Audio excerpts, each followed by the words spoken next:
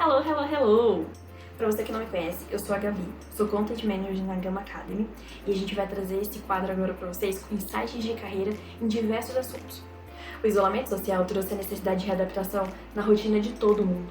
Com tanta coisa acontecendo, a gente começou a se perguntar como conciliar a vida pessoal da rotina de trabalho, como adquirir novas habilidades, como finalizar aquela lista infinita de cursos online que a gente adquiriu, como aprender uma receita nova, como conseguir se exercitar e como ter pique para fazer tudo isso. Bom, alguma dessas coisas sequer tinha espaço na nossa rotina antes de tudo isso acontecer. E as pessoas começaram a entender qual a necessidade de realmente investir nisso após tudo ter mudado. Além disso, com tanta novidade da porta de dentro para casa, a gente começa a se perguntar como não se distrair e manter a produtividade no trabalho. É sobre isso que a gente veio falar nesse vídeo. Te dar dicas práticas para você começar a focar no que realmente importa. Vamos nessa?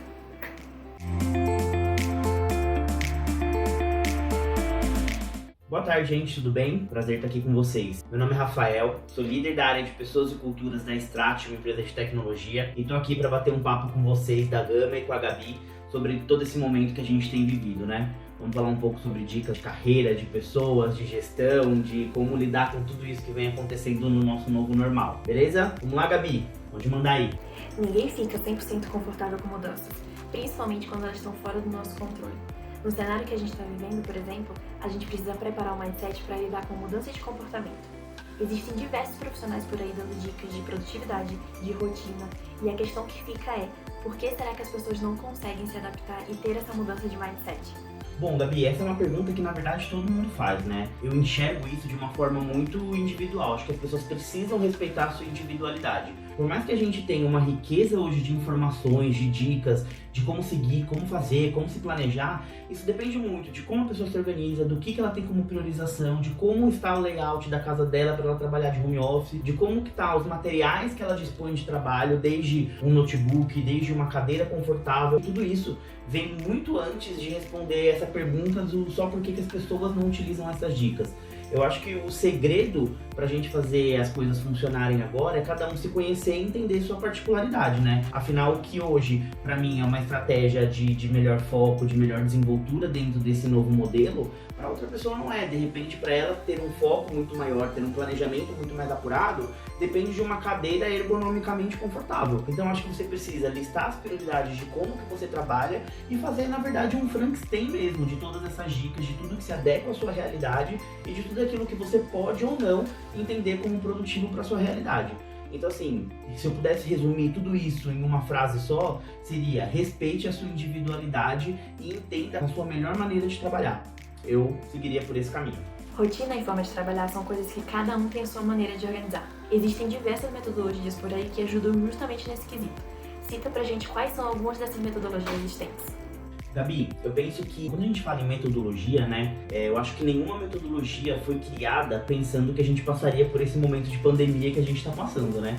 Então, não acredito numa receita mágica de fazer com que essas metodologias de produtividade e de organização são as fórmulas exatas para a gente passar por esse momento. Eu vou falar o que eu acredito e o que eu sempre tenho aconselhado, e isso recebi de um grande mentor meu de carreira também, que é sempre você priorizar seu tempo versus as pessoas envolvidas em cada tarefa, sabe? Então hoje, por exemplo, como que eu organizo o meu dia? A primeira coisa que eu pego é todas as demandas que hoje estão sob minha responsabilidade, e aí logo no começo do meu dia eu começo a delegar aquelas que não são necessariamente eu que preciso executá-la. Então se eu tenho alguma tarefa que eu sou responsável, mas é outra pessoa que vai executar a parte dela ou que vai executar ela inteira, eu sempre vou delegando logo no começo do dia, porque eu dou tempo para as pessoas também fazerem isso. E aí um segundo passo é, eu foco naquilo que menos eu tenho ou prazer ou habilidade, ou seja, aquilo que vai me demandar mais tempo, que vai me gerar um desgaste um pouco maior. Então são essas as tarefas que eu priorizo dentro do meu dia, assim, se eu pudesse definir isso como uma metodologia. Mas então, ao mesmo tempo que as pessoas a qual eu deleguei estão lá fazendo a tarefa delas, elas vão me dar uma devolutiva, eu estou fazendo aquilo que mais vai me dar trabalho, mais vai tomar meu tempo, para depois eu conseguir conciliar isso com todas as outras tarefas que eu tenho no dia a dia. E eu acho que super importante, mais do que uma metodologia em si, é o quanto que a gente se comunica. É muito importante a gente manter um nível de comunicação muito claro, muito transparente e muito rotineiro. Eu acho que a rotina da comunicação faz com que a gente, nesse momento, não se sinta abandonado, se sinta produtivo, se sinta trocando informações e trocando experiência com todo mundo que está à nossa volta, seja do nosso time, seja do nosso networking, seja dos nossos amigos pessoais, seja família. Eu acho que essa comunicação, ela ajuda a gente a passar por esse momento com uma leveza um pouco maior, se é que a gente consegue ter uma leveza muito grande nesse momento, mas é a maneira que eu utilizo para me organizar. Fora isso, existem algumas ferramentas que nos ajudam nisso, né? Hoje a empresa que eu trabalho, que é a Strat, a gente consegue fazer todo esse controle através do Zoho, que é uma ferramenta que nos ajuda a monitorar projetos. Algumas outras empresas que eu já trabalhei usavam o Trello, onde eu consigo organizar ali a caixa de cada uma das atividades e consigo compartilhar com todas as pessoas que têm que saber, ou têm que ter acesso, têm que ter informação do que eu estou fazendo, do que eu estou trabalhando. Eu acho que isso não é a raiz do problema, mas é onde a gente consegue administrar de forma visual. Eu acho que hoje em dia a gente precisa muito de um motivador visual, sabe? Então, eu seguiria muito dentro desse caminho nesse momento. Existem diversos aplicativos e softwares que estão aí para ajudar justamente com a produtividade, mas o aplicativo ou software por si só não faz milagre. Diz pra gente quais são os maiores erros que a pessoa pode cometer ao utilizar essa ferramenta. Gabi, na pergunta anterior a gente já falou um pouquinho sobre esses softwares, né? A gente tem diversos softwares e ferramentas online mesmo que a gente consegue se organizar melhor, que dão dicas e que oferecem aí a fórmula do sucesso. Mas alguns erros que a gente precisa tomar cuidado nenhum desses softwares é a fórmula do sucesso da nossa jornada no trabalho. Né? Não é ele que vai ser a solução dos nossos problemas, porque na verdade o nosso problema não é ter uma ferramenta, mas o nosso problema é o que a gente está sentindo falta para ter uma ferramenta. É isso que a gente precisa descobrir. E aí eu acho que os principais erros, é a gente olhar para essas ferramentas como a solução do nosso problema, porque ela pode nos auxiliar, mas a gente precisa entender a causa raiz dele. E eu acho que o segundo é tornar essas ferramentas burocráticas. A partir do momento que você olha para essa ferramenta que você precisa alimentar, que você precisa atualizar constantemente, você enxerga isso como mais uma tarefa no seu dia a dia, aí tá errado. É o momento de parar e refletir se aquela ferramenta é a ideal para ser utilizada. Porque a ferramenta ela tá ali para te auxiliar. Ela não tem que ser mais uma coisa chata que você tem que fazer no seu dia a dia, entendeu? Então eu acho que o principal ponto que as pessoas precisam olhar e sentir se é a ferramenta ideal aquela que ela tá usando é isso. Quando eu olho para essa ferramenta, eu vejo que ela me ajuda ou ela é mais uma atividade burocrática que eu tenho que fazer no dia a dia? Eu acho que esse também é um desafio de gestão das empresas, de olhar para isso e olhar para o seu funcionário e entender, puxa, essa ferramenta que eu tô pagando, essa ferramenta que eu tô disponibilizando para o funcionário trabalhar, ele enxerga valor nisso? E se ele não enxerga, por que ele não enxerga? Vamos trabalhar em cima disso. E se ele não enxerga porque é mais uma ferramenta burocrática, eu tô jogando dinheiro fora, ou se é uma ferramenta gratuita, eu tô jogando tempo fora. A produtividade dele poderia ser auxiliada de uma outra maneira, entendeu? Então eu acho que esses são os principais erros.